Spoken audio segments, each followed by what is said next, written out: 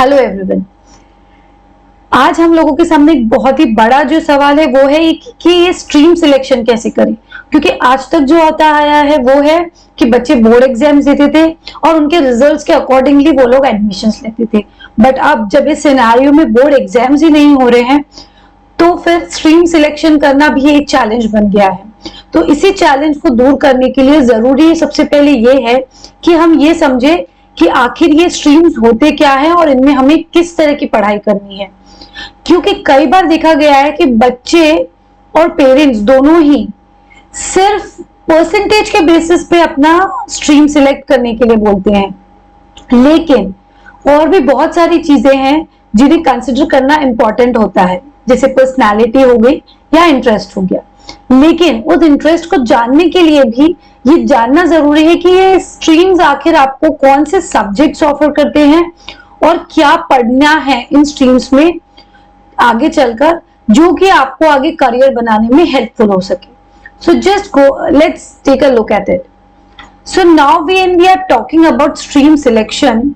सबसे पहले what are streams? Streams जो होती हैं वो डिवाइडेड है बेसिकली तो थ्री मेजर क्राइटेरियाज पे। First is science, second is arts, third is commerce.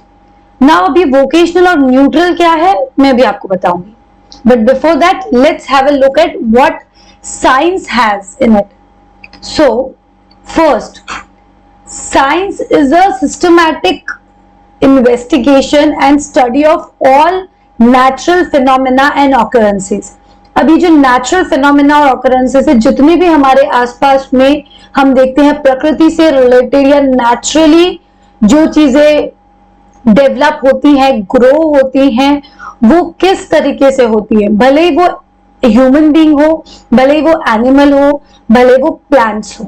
सो अगर आप चाहते हैं, आप जानना चाहते हैं कि वो कौन सी चीज है या फिर वो किस तरह से रिप्रोडक्शन होता है, या ये जो हमारे आसपास में जो प्रकृति बनी है वो क्यों बनी है, कैसे बनी है, अगर आप उसके डिटेल में जानना चाहते हैं, then I would like to tell you कि गो अहेड विद साइंस। अब साइंस में हमको क्या इंपॉर्टेंटली पढ़ना है, तो देयर आर मेजर 4 सब्जेक्ट्स।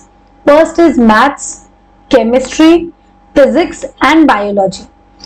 अब इन सब के बारे में हमें ऑलरेडी पता है क्योंकि हमने ये 10 तक भी पढ़े हैं कुछ हद तक। ऑलराइट, सो इसके बारे में ज्यादा बात नहीं करेंगे। तो साइंस में हमको हमारे आसपास की सराउंडिंग्स और जो भी नेचुरल चीजें हैं उनके बारे में पता चलता है। Let's have a look eight arts now. So arts में अभी हमको क्या है, तो study of human condition using various methodologies.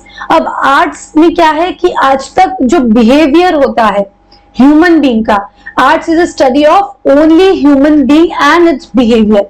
तो अब ये जो बिहेवियर है वो या तो हो चुके हैं या होने वाले हैं। तो basically arts is a study of all the social sciences and languages और परफॉर्मिंग आर्ट्स। सो आर्ट्स में आप लोगों को किस तरह के सब्जेक्ट्स मिल सकते हैं, वो है history, geography, political science, sociology, fine arts, Hindi, English, foreign language या फिर रीजनल लैंग्वेजेस। सो अगर आप चाहते हैं कि आप किसी एक लैंग्वेज पे कमांड लें या उसमें अपना करियर बनाना चाहते हैं लैंग्वेजेस में, तो arts is a good option. Again अगर आप चाहते हैं डांस या फिर कोरियोग्राफी, एक्टिंग, किसी एक क्लासिकल डांसिंग, सिंगिंग, इस तरह के करियर्स में अगर आपका इंटरेस्ट है, then again arts is a good option for you. Also behavioural changes जो हमारे ह्यूमन बीइंग में होते हैं, लाइक सोशली हम कैसे बिहेव करते हैं या पॉलिटिकली क्या होता है, तो all these also are included into arts. So arts is good option for those who love to study human being. All right, so unse relate human beings and their behavior. So this is how art can be opted. Next comes is commerce. Now commerce is a study of trade and business. अगर आपको business करने में interest है, अगर आप entrepreneur बनना चाहते हैं या फिर अपना खुद का बिजनेस चालू करना चाहते हैं, या किसी तरीके से आपको ये इन चीजों में मजा आता है कि ये दुनिया का बिजनेस कैसे चलता है, नंबर्स में मजा आता है, तो commerce is a good option for you. Now what are the main subjects in commerce? Commerce के सब्जेक्ट्स हमने ज्यादातर कभी स्कूल में पढ़े नहीं होते हैं, इसलिए वो हमारे लिए न्यू कंसेप्ट होते हैं। जबकि आर्ट्स और साइंस में जो सब्जेक्ट्स होते हैं वो हमने 10th लेवल तक पढ़े होते हैं, इसलिए हमें उनके बारे में थोड़ी अंडरस्टैंडिंग होती है। बट कॉमर्स एक ऐसा स्ट्रीम है जिसके बारे में हमें 10 तक के बहुत ही ब्रॉडली कुछ भी नहीं पता होता है।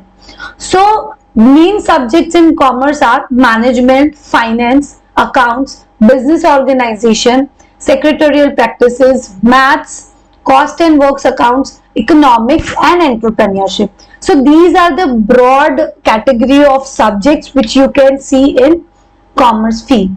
So if you are interested in any of these, you can choose them. अब इसके बारे में आप कैसे जानेंगे? क्योंकि कॉमर्स एक ऐसा सब्जेक्ट है जहाँ पे आपको आपके आसपास में बिजनेस कैसे हो रहा है, पैसे कैसे आ रहा है, कैसे जा रहा है, ये पॉलिसीज जो हमारी फाइनेंशियल पॉलिसीज होती है वो किस तरह से काम करती है, अगर आपको इन सब में इंटरेस्ट आता है then commerce is a good option for you. Yes, commerce में दो ऑप्शंस होते हैं आपके पास, you can opt it with maths and without maths. So if you are opting it without maths, you have BBA, BMS, hotel management, law and many other categories which are open for you. And if you are interested in learning maths, then you can go ahead with economics background, maths, BA maths, BCom honors and such careers, जहाँ पे you can put your maths skills in your career, you can use them.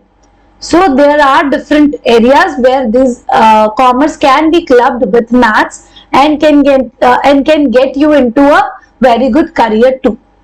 Now there are some professional degrees also in commerce which are CA, CFA, ICA, ICWA, CA, cost and management accounts and LLB.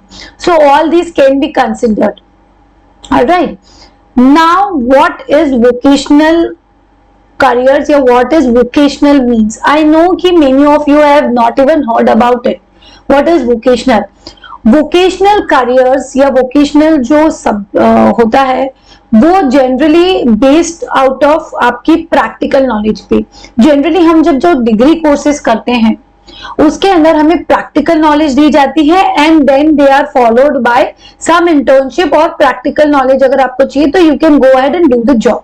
But vocational careers में ऐसा नहीं है। Vocational careers you can opt directly after 10th and they are skill based training programs.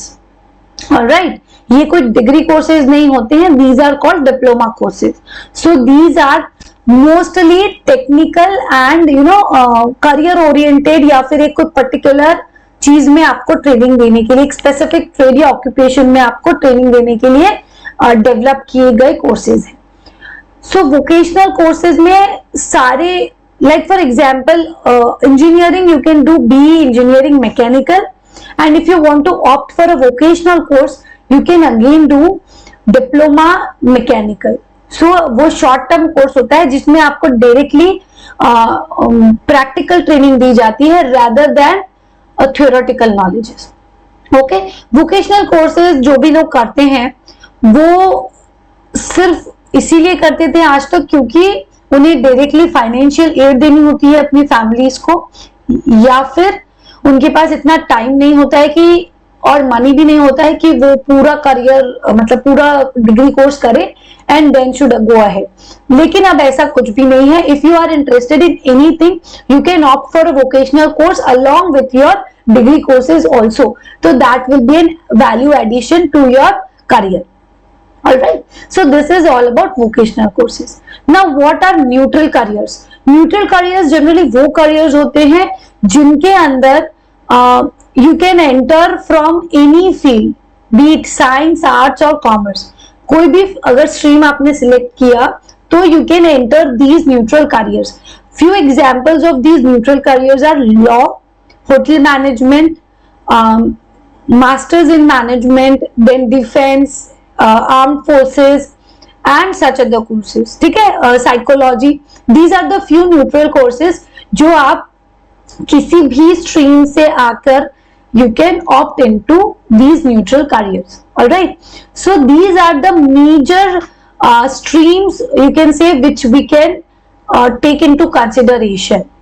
All right, now जब भी हम stream selection करते हैं तो you will come across many traditional myths which are follow the tradition, क्योंकि हमारे college या फिर हमारे फैमिली में सब इंजीनियर्स है तो you should also be an engineer, और हमारे फैमिली में अगर सारे डॉक्टर्स है या सारे सीए है तो you should follow the path. So trust me, ऐसा कुछ नहीं होता है, you can just go ahead and choose something which you find interesting. Then second is marks are only important thing. अब जब मार्क्स ही नहीं है तो कैसे important, क्या करोगे आप? So it truly shows कि marks are not the only thing which will determine your stream selection. All right. Now third are most common mistakes which we do are we follow our friends, we follow what our relatives think is good for us, and sometimes we just enter any stream and then think कि चलो बाद में देखेंगे. So don't do such common mistakes in your life, because your time value and because your time, energy and money, everything is important. So don't just make such common mistakes. Then money is the most important element. Most student या फिर parents लोग ये सोचते हैं कि आखिर में पैसे जिसमें ज्यादा होंगे वही करियर हमें ऑप्ट करना चाहिए, जबकि कई ऐसे करियर्स हैं जिनके अंदर जो इतनी पॉपुलर नहीं है लेकिन फिर भी लोग उनसे बहुत अच्छे से कमा रहे हैं and they are well settled in their life. There so many examples out there.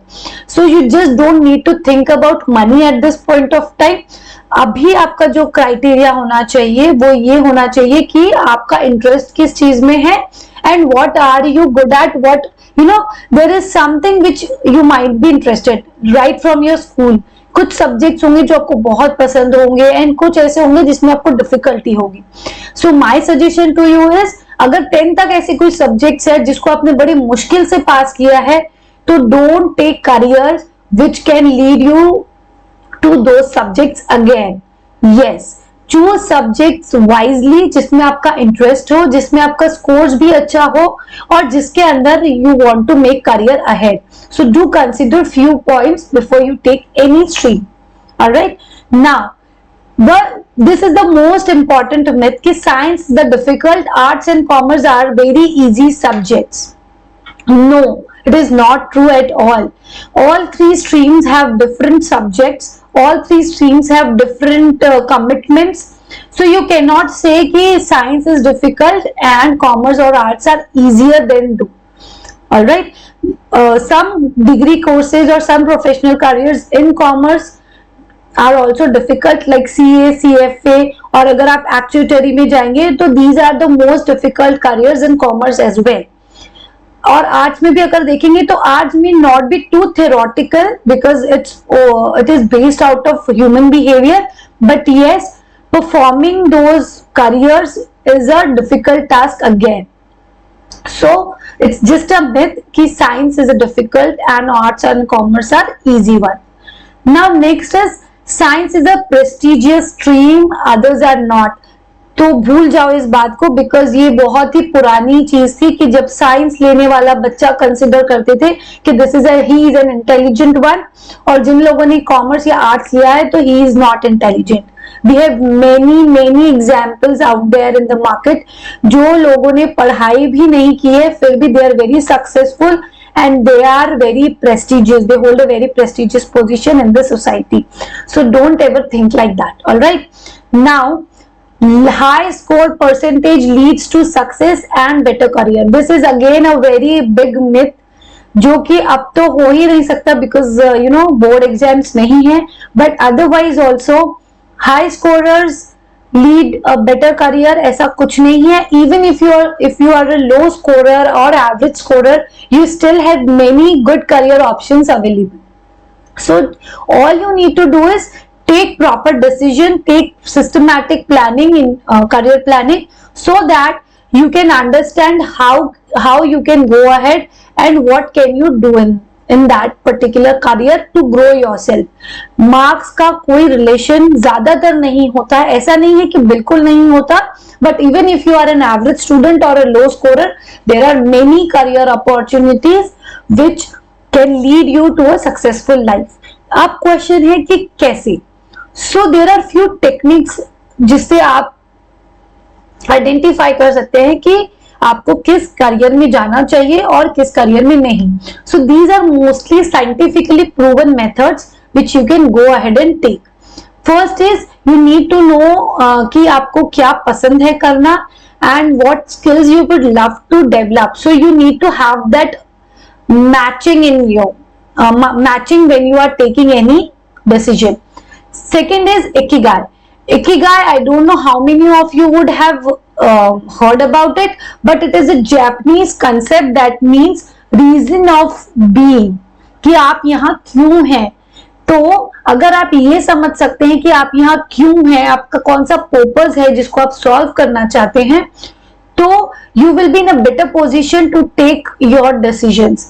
As a student, as a school student, maybe you might be thinking कि this is, you know, अभी तक कभी सोचा नहीं है, but it's okay.